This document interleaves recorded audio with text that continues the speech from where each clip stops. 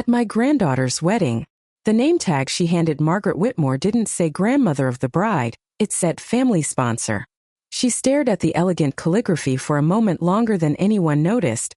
her fingers resting lightly against the thick cardstock as if the words might rearrange themselves if she gave them enough time. But they didn't. They stayed there, polished and deliberate, as permanent as ink could be. And then she smiled, the same gentle, practiced smile she had worn through decades of family dinners and holiday gatherings, and pinned it carefully to the soft blue fabric of her dress before stepping into the ballroom as though nothing at all had happened, though something inside her had already begun to shift. The ballroom at the Grand Willow Hotel was exactly the kind of place Margaret had imagined for Sophie's wedding. High ceilings draped with crystal chandeliers, white roses arranged in tall vases on every table, a string quartet playing softly near the windows that overlooked a manicured garden. Everything elegant, everything perfect, everything that suggested love and celebration and family. And Margaret had arrived early, as she always did, wanting to take in the details, wanting to feel like she belonged to this moment,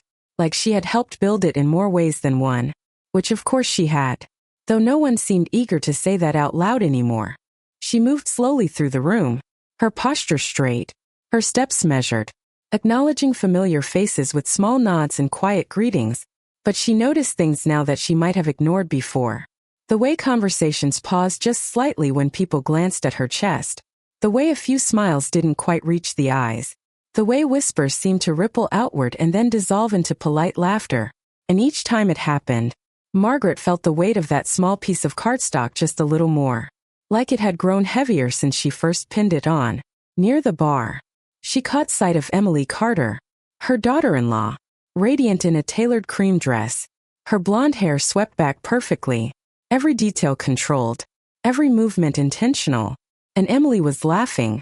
her hand resting lightly on the arm of one of the guests, her voice carrying just enough to draw attention without seeming loud. And when her eyes flicked briefly toward Margaret, there was a flash of something there, something quick and sharp that disappeared just as fast as it came, replaced by that familiar polished warmth that had always felt just a little too practiced to be genuine. Margaret didn't approach her. Not yet. Instead she continued walking, letting her gaze drift across the room until it landed on Sophie, standing near the front with her bridesmaids, glowing in a way that only a bride could, her dress catching the light with every small movement, her smile bright and effortless, and for a moment, Margaret allowed herself to feel what she had expected to feel all along. Bride, love, a quiet sense of fulfillment, because she had been there for every step of Sophie's life. From the first day she held her as a newborn to the afternoons spent helping with homework, to the countless weekends when Sophie had stayed at her house while her parents were busy,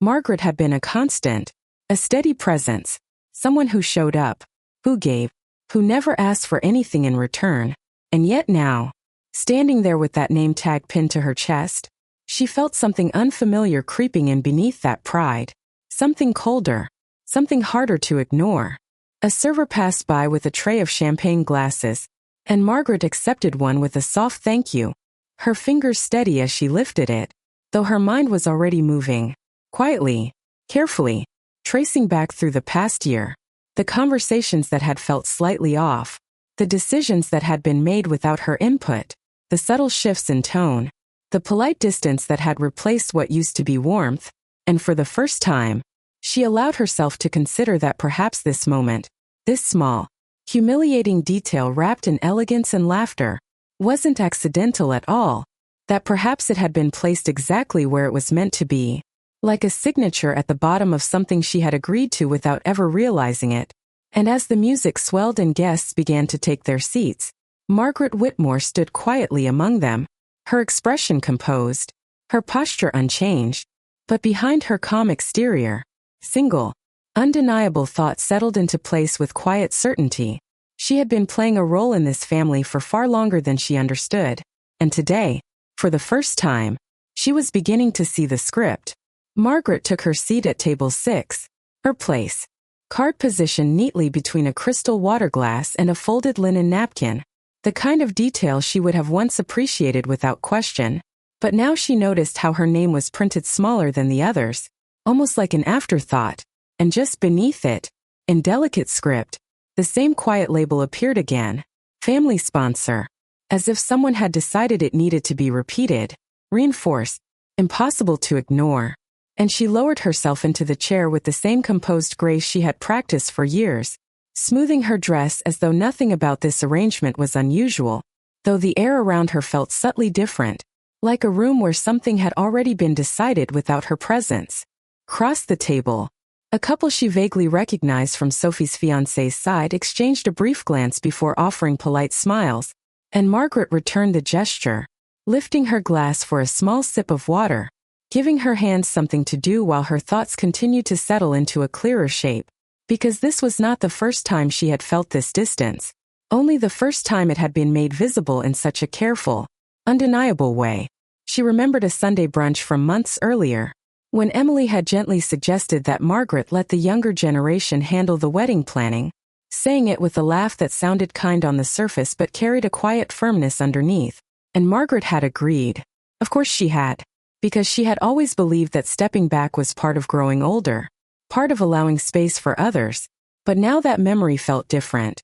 less like a kind suggestion and more like a line being drawn that she had not fully understood at the time. A server approached with a basket of bread, offering it first to the guests beside her before turning to Margaret last. Not rudely, not obviously, just a slight shift in order that most people would never notice. But Margaret noticed everything now. The small adjustments, the subtle priorities, the way attention moved around her rather than toward her. And she accepted a roll with a soft thank you, placing it on her plate without taking a bite. Her appetite replaced by something sharper, something more focused. From where she sat, she could see Emily moving from table to table, greeting guests, checking details, her presence steady and confident, as though she were the one orchestrating the entire event. And perhaps she was, Margaret realized, perhaps she had been for much longer than anyone had openly acknowledged,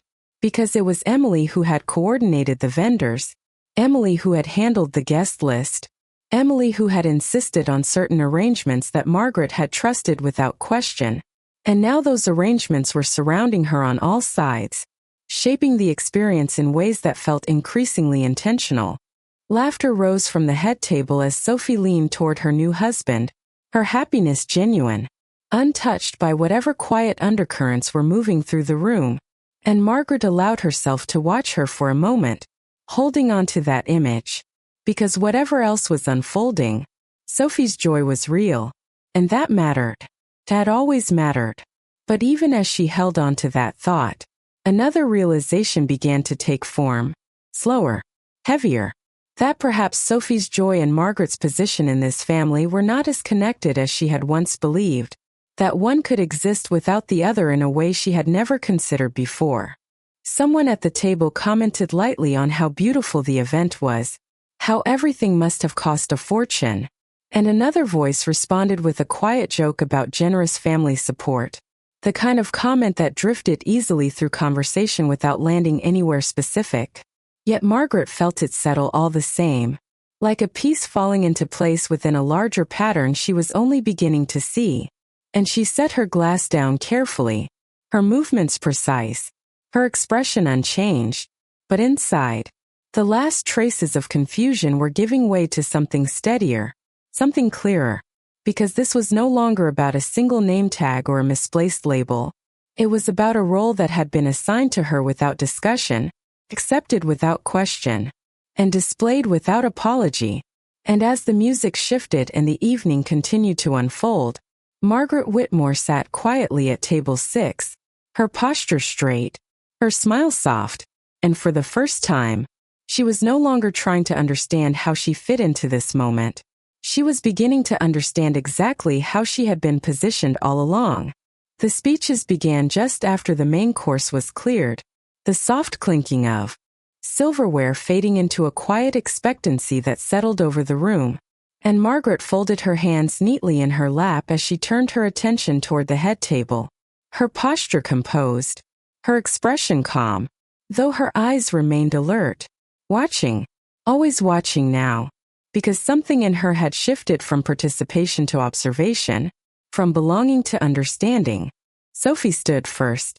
her voice warm and steady as she thanked the guests, her parents, her friends, speaking with the kind of sincerity that drew gentle smiles and nods from the crowd. And when she mentioned family, Margaret felt a familiar pull in her chest, a reflexive hope that perhaps, in this moment, something would be said that would restore balance, that would acknowledge the years, the quiet contributions, the presence that had always been there even when it was not highlighted. But Sophie's words moved gracefully past that space, touching lightly on tradition and support in broad, polished phrases that felt practiced, inclusive, and yet somehow distant, as though the deeper connections had been carefully edited into something more presentable. Applause followed, polite and full, and then Emily rose, lifting her glass with a confidence that seemed to command the room before she even spoke,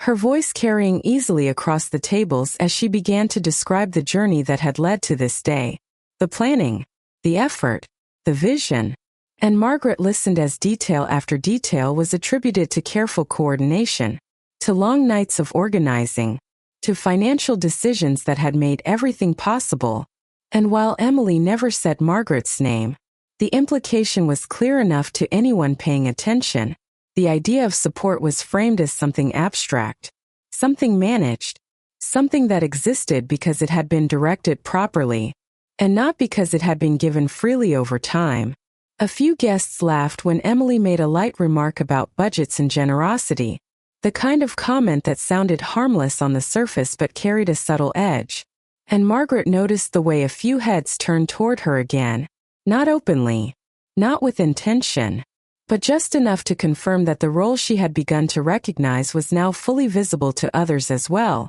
even if no one would say it directly. Then came a moment that lingered just a second longer than it should have, when Emily gestured lightly toward the tables and said that every great event needed someone willing to make it happen, someone who believed in family enough to invest in it. And her eyes moved briefly in Margaret's direction, not holding the gaze, just touching it, like a signature placed at the end of a sentence. And the room responded with soft agreement, with smiles, with the comfortable acceptance of a narrative that made sense on the surface, even if it simplified everything beneath it. Margaret did not look away. She simply lifted her glass slightly, acknowledging the room in the same composed manner she had maintained all evening, her movement steady, her expression unchanged. But inside, the final pieces were settling into place with quiet precision, because this was not accidental. It was not careless. It was structured, layered, presented in a way that allowed everyone to participate without questioning it.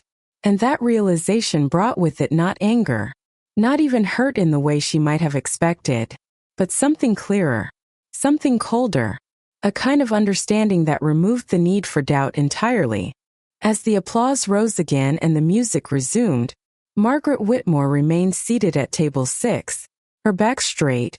her hands resting lightly against the tablecloth, and for the first time since she had entered the ballroom, she no longer felt the need to interpret what she was seeing. She no longer wondered if she had misunderstood anything, because the meaning had revealed itself fully now, not in one dramatic moment, but in a series of small,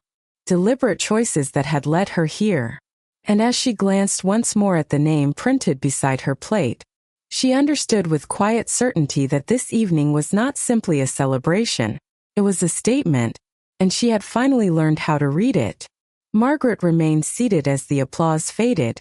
her gaze steady on the polished surface of the table for a brief moment before lifting again, not out of uncertainty but out of a quiet decision to look more closely at everything she had once accepted without question. And as the evening continued around her, laughter rising and glasses clinking, her thoughts began to move backward, not in confusion but in clarity, tracing a path that suddenly felt far more deliberate than she had ever allowed herself to believe. She remembered the first time Emily had joined the family, how welcoming she had been, how Margaret had opened her home, her schedule, even her finances without hesitation, because that was what family meant to her. It meant showing up. It meant giving without keeping score. And Emily had seemed grateful then, attentive, always quick with a compliment, always eager to include Margaret in conversations, in plans, in decisions. But now, sitting in that ballroom, those early memories shifted slightly, as though a different light had been cast over them, revealing edges that had once been softened by trust. There had been small moments, barely noticeable at the time, when Emily would gently redirect a conversation, suggesting a different plan, a different approach, always framed as something practical, something helpful, and Margaret had agreed each time, not because she lacked opinions, but because she believed harmony was more valuable than control, and slowly, almost invisibly, those decisions had accumulated, shaping the direction of family events, Finance. and traditions in ways that Margaret had not fully tracked, because she had never imagined there was a reason to. She thought of the house renovation 3 years earlier, how she had contributed a substantial amount without hesitation when Emily explained how important it was for the family to have a modern, welcoming space. And Margaret had not asked for recognition. She had not needed it. But she remembered now how quickly the narrative of that renovation had shifted, how it became a story of planning and execution that centered around Emily's efforts, with Margaret's role mentioned only in passing, if at all. And at the time, Margaret had dismissed the feeling as unnecessary sensitivity, telling herself that what mattered was the outcome, not the credit. Another memory surfaced, quieter but sharper, from the early stages of the wedding planning, when Margaret had offered to help coordinate certain details, suggesting vendors she trusted, offering to host gatherings, and Emily had smiled, thanked her, and then gently insisted that everything was already under control, that it would be easier if one person handled the logistics. And again, Margaret had stepped back, believing she was making things simpler for everyone, believing that her support would still be understood even if it was not visible. Now, as she sat among the guests, those moments aligned with the present in a way that left little room for interpretation. Each decision, each redirection, each quiet exclusion forming a pattern that had been building over time, not loudly, not abruptly, but steadily, like a current beneath still water. And Margaret realized that what she had once seen as kindness, as efficiency, as modern practicality, had also served another purpose, one that positioned her not as a central figure in the family she had helped sustain, but as a resource, something reliable, something useful, something that could be acknowledged or overlooked depending on what the moment required. She lifted her gaze again, watching as Emily moved gracefully across the room, receiving compliments, accepting thanks,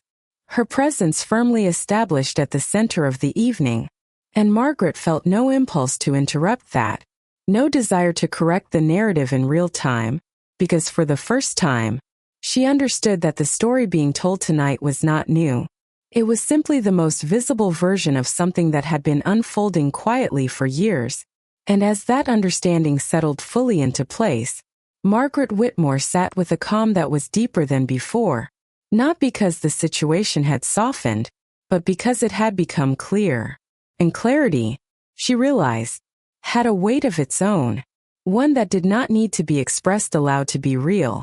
As the evening moved into the final stretch of dinner service, Margaret felt a presence pause beside her table, not hurried, not uncertain, but deliberate in a way that stood apart from the flow of servers and guests. And when she turned her head slightly, she saw Daniel Brooks standing there, his posture as composed as ever, his dark suit perfectly tailored, his expression carrying that familiar balance of professionalism and quiet, concern that she had come to recognize over the years he had worked with her late husband, and for a brief moment, something steadier settled in her chest. Not comfort exactly, but recognition, the kind that reminded her she was not entirely alone in understanding how certain things worked beneath the surface. Daniel offered a polite nod to the others at the table before directing his attention to Margaret, his voice low enough to remain private yet clear enough to carry intention as he asked if he might speak with her for a moment, and Margaret rose without hesitation, smoothing her dress once more as she followed him toward a quieter corner near the edge of the ballroom. where the music softened just enough to allow conversation without interruption. For a few seconds, Daniel did not speak, his gaze briefly scanning the room as though confirming something to himself, and then he looked back at Margaret, his tone measured, careful, as he acknowledged that he had noticed the details of the evening, not just the visible ones, but the subtler choices, the way certain narratives were being shaped, the way roles were being implied without being openly stated. And Margaret listened without interrupting, her expression unchanged, because she no longer needed validation to know what she had seen. But she understood that Daniel was not speaking casually. He was choosing his words with purpose. He mentioned, almost as an aside, that he had recently reviewed some documents connected to her late husband's estate, routine matters that required periodic updates, and that during that process, certain provisions had stood out, clauses that were written with more specificity than most, provisions that addressed not only distribution of assets but also conditions tied to respect, to treatment, to the preservation of dignity within the family structure. And Margaret felt a subtle shift in the weight of the evening as those words settled, not as a surprise, but as a reminder of something she had not needed to think about for some time. Daniel did not elaborate immediately, instead allowing the silence to hold for a moment, giving Margaret space to absorb what he had said. And when he continued, it was with a quiet emphasis that suggested this information was not being offered lightly, that her late husband had been deliberate in his planning, that he had anticipated the possibility that circumstances might change after his passing, and that he had taken steps to ensure that certain lines, crossed, would carry consequences that were not subject to interpretation or negotiation. Margaret did not ask for details, not yet, because she understood enough to recognize the significance without needing it spelled out in that moment. And she nodded slightly, acknowledging both the information and the intention behind it, her calm now carrying a different kind of depth, one that was no longer rooted in patience alone but in awareness. Around them, the reception continued, laughter rising and falling, glasses being refilled, conversations flowing as though nothing unusual had taken place, and perhaps for most people, nothing had. But Margaret Whitmore stood there in that quiet corner with Daniel Brooks and felt the balance of the evening shift ever so slightly, not outwardly, not in a way that would draw attention, but internally, where it mattered most, because for the first time since she had stepped into the ballroom, she was no longer simply observing the role she had been given. She was beginning to understand that it was not the only role available to her, and that realization settled into place with a calm certainty that did not need to announce itself to be real. Margaret returned to her table with the same measured steps, her expression unchanged, her shoulders relaxed, as though the quiet conversation she had just had carried no weight at all. And as she took her seat once more, she reached for her water glass with steady fingers, lifting it just slightly before setting it back down without taking a sip, a small, controlled movement that mirrored the shift taking place beneath the surface. Because nothing about the room had changed. The music still floated softly through the air. The guests still laughed and leaned into their conversations. Emily still moved gracefully from one interaction to the next. But Margaret's understanding of it all had deepened into something far more precise. She no longer watched with uncertainty. She observed with intention, her gaze moving deliberately from table to table, noting who aligned themselves closely with Emily, who echoed her tone, who deferred to her presence without hesitation, and who, in quieter ways, seemed to notice the same subtle imbalance Margaret had recognized, though none of them would speak of it openly, because that was not how this kind of structure revealed itself. It existed in the spaces between words, in the pauses, in the decisions that appeared natural until they were examined more closely. A server approached again, offering dessert, and Margaret accepted politely, thanking him with a small nod, her voice calm and even, and as the plate was placed before her, she noticed that it had been arranged with the same attention to detail as everything else in the room, precise, intentional, curated, much like the evening itself. and she realized that nothing here had been left to chance. Not the seating, not the speeches, not even the small label that had greeted her at the entrance, each element serving a purpose within a larger design that had been carefully constructed over time. Across the room, Emily paused near the head table, exchanging a few words with Sophie,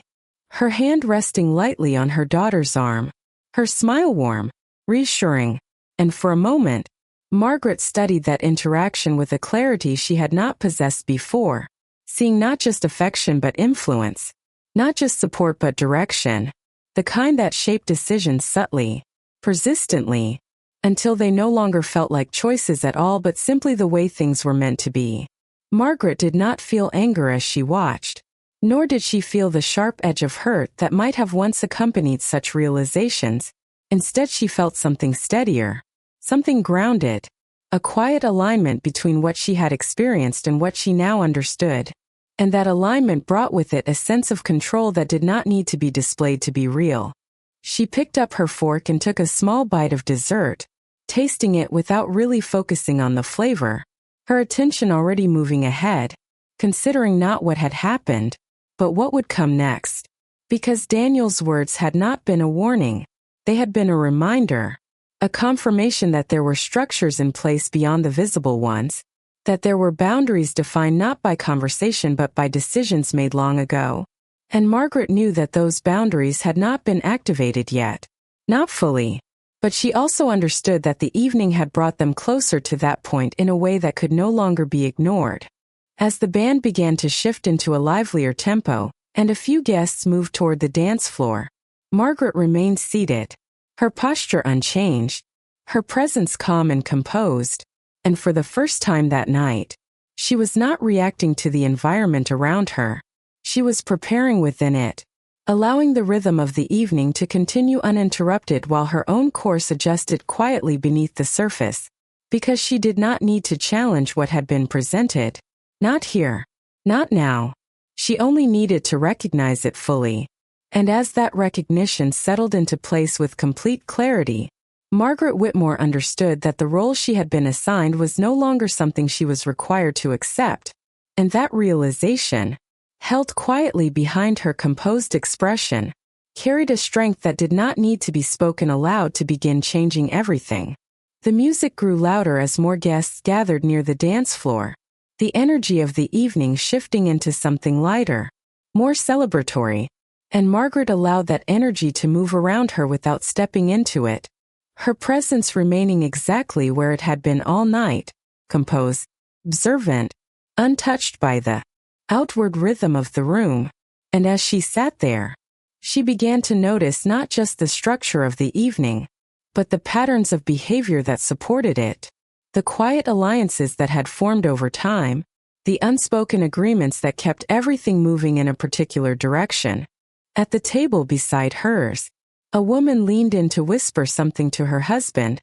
her eyes briefly flicking toward Margaret before returning to her conversation. And Margaret did not need to hear the words to understand the tone, because she had spent a lifetime recognizing the difference between curiosity and judgment, between politeness and distance. And tonight, those differences felt sharper, more defined, no longer softened by assumption. She shifted slightly in her chair, adjusting the angle of her shoulders, and let her gaze travel once more across the room, pausing on individuals rather than groups now, identifying the subtle roles each person played,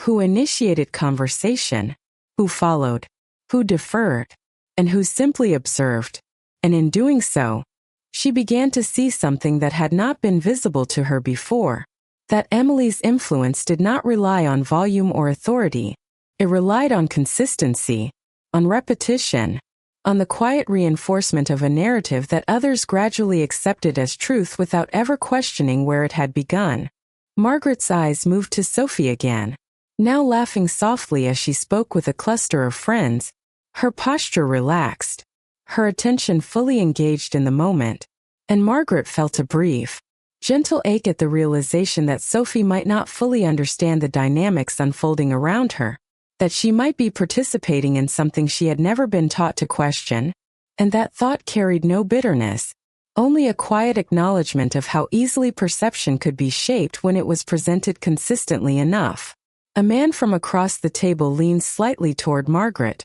offering a compliment about the event, mentioning how fortunate the family was to have such strong support behind the scenes, and Margaret inclined her head politely, thanking him with the same calm tone she had maintained throughout the evening, though she noticed how easily the phrase behind the scenes had been used, how naturally it placed her contribution out of view, as something necessary but not central, something appreciated but not truly seen. And that observation settled into her understanding with the same quiet certainty as everything else. She reached up briefly,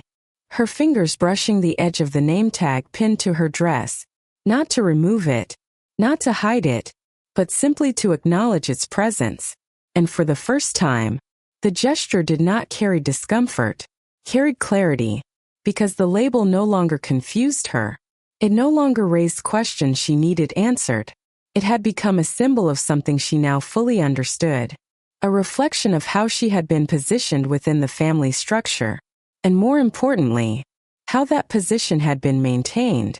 As the evening continued and the dance floor filled, Margaret Whitmore remained exactly where she was, her posture steady, her expression composed, her mind no longer searching but aligning, and in that alignment, something subtle but significant took place, a shift not in the room, not in the people around her, but within her own perspective, because she was no longer measuring herself against the role she had been given. She was measuring that role against the reality she now saw clearly, and the difference between those two things created a quiet space, a space where decisions could form without pressure, without urgency, but with precision. And as Margaret allowed that space to settle, she understood that the evening was still unfolding, that nothing needed to be done immediately, that timing, like everything else, mattered, and for now, she would continue to sit, to observe, to let the structure reveal itself completely, because only then would she decide how to respond,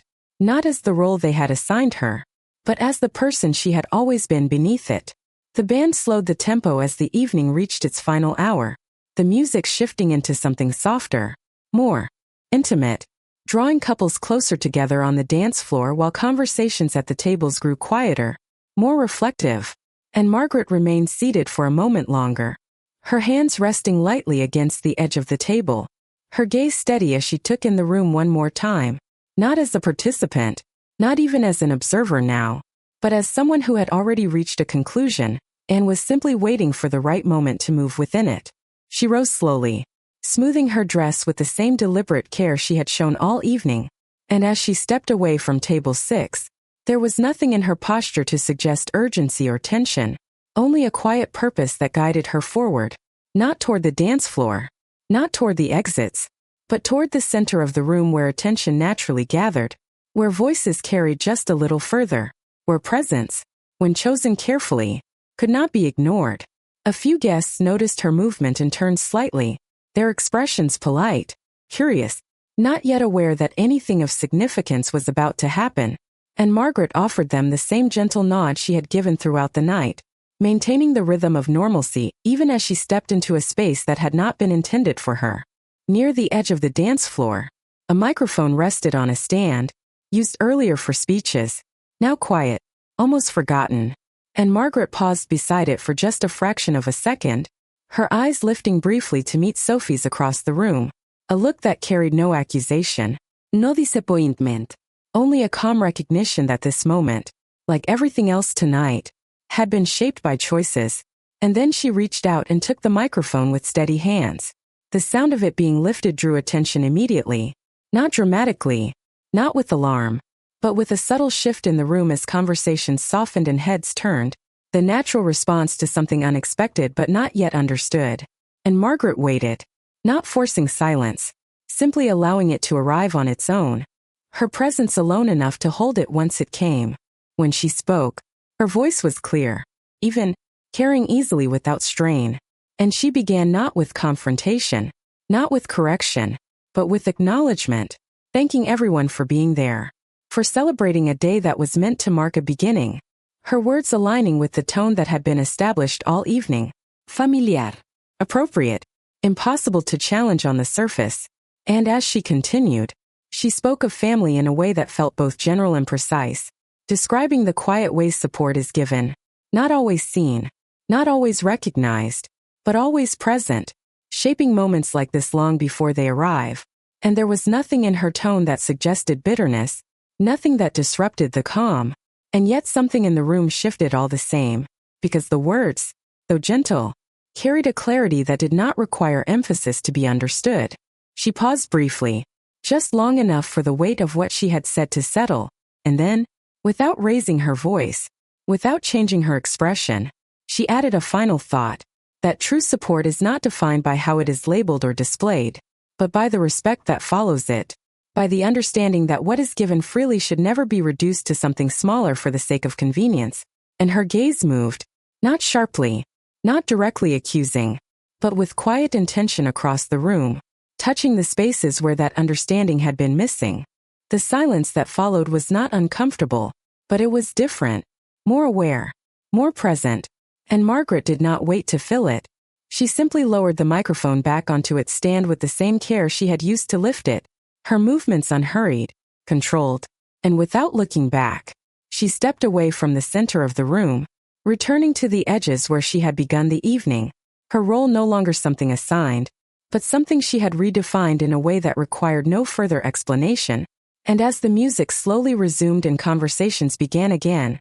Margaret Whitmore walked calmly through the ballroom, leaving behind not a scene, not a disruption, but a shift that could not be undone. Margaret did not return to her table after she stepped away from the center of the room. Instead, she moved slowly along the edge of the ballroom, her pace unhurried, her posture unchanged, as though she were simply taking in the final moments of an evening that had unfolded exactly as planned, though not in the way anyone else understood. And as she reached the tall glass doors that opened onto the terrace, she paused briefly, her hand resting lightly against the handle, before pushing it open and stepping outside into the cool night air. The sound of the music softened immediately behind her, replaced by a quiet stillness that felt almost deliberate, as though the world beyond the ballroom had chosen not to interfere with what had just taken place inside. And Margaret stood there for a moment, her gaze lifting toward the dark sky, her breath steady, her expression calm, not because nothing had happened, but because everything had finally aligned in a way that no longer required interpretation. Behind her, the reception continued, the music resuming its rhythm, conversations picking up where they had left off, though now there was a subtle difference in tone, a quiet awareness that had not been there before, something unspoken but present. And inside, Emily stood near the head table, her composure intact, her smile still in place, though her eyes moved more carefully now, more deliberately, as though recalibrating the room around her, while Sophie remained surrounded by friends, her laughter softer, her glances occasionally drifting toward the space Margaret had occupied earlier, as if trying to understand something that had shifted without fully knowing how to name it. Margaret did not look back. She did not need to, because whatever needed to be seen had already been revealed, not through confrontation, not through volume, but through clarity. And that clarity had done what no argument could have achieved. It had changed the way the room understood her presence, and more importantly, the way she understood herself within it. She reached into her small evening bag and withdrew the name tag,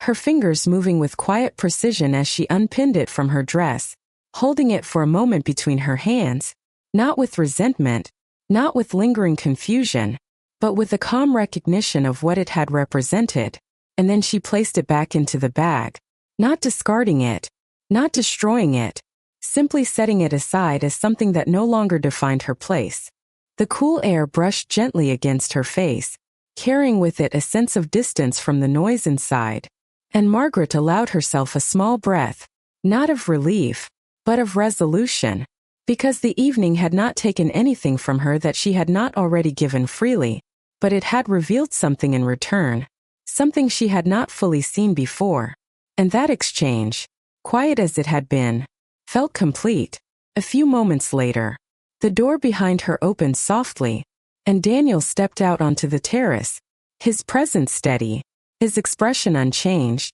and he did not speak immediately. He simply stood beside her, acknowledging her with a slight nod that carried more understanding than words would have added, and Margaret returned the gesture just as quietly, because there was nothing left that needed to be explained between them. Inside, the celebration would continue, the photographs would be taken, the music would play, and the story of the evening would be told in ways that suited those who had shaped it. But beneath that surface, something had shifted permanently, something that would not be undone by time or retold through convenience. And Margaret Whitmore stood there in the quiet of the terrace, her shoulders relaxed, her gaze steady, no longer part of the narrative they had created, but no longer bound by it either. And as she turned slightly toward the exit, her steps calm and deliberate, it was clear that she was not leaving because she had been pushed aside. She was leaving because she had chosen, for the first time in a long time, exactly where she would stand,